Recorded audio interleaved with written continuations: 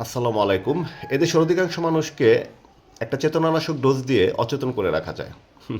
শুনে খুব অবাক হচ্ছেন? হ্যাঁ, সেই ৭১-এর চেতনানাশক ডোজ দিয়ে দেশের অধিকাংশ মানুষকে এখনও অচেতন করে রাখা যায়।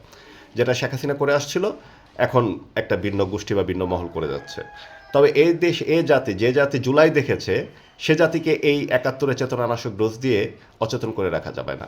৭১-এর একটা অনেক সময় আমি নারায়ণগঞ্জে ছিলাম। আমি রিয়া গোফের লাশ দেখেছি। আমি দেখেছি নারায়ণগঞ্জের মহিলা কলেজে পড়া একটা ছাত্রী, তার গুলিটা এখান থেকে ঢুকে এখান থেকে বের হয়ে গিয়েছিল। আমার পার্শ্ববর্তী এলাকায় ছিল। মেয়েটার নামটা এই মুহূর্তে আমার ঠিক মনে নাই।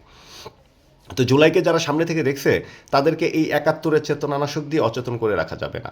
তো জুলাই সংস্কার তো এদেশে বাস্তবায়ন করতেই হবে, এর তো কোনো বিকল্প নাই।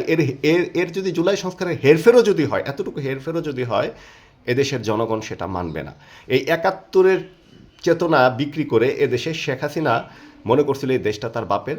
শেখ হাসিনা এই দেশটাকে মনে করছিল সে যেভাবে মন চায় সেভাবে চালাবে, এটা তার, এই রাজ্যের মহারানী সে।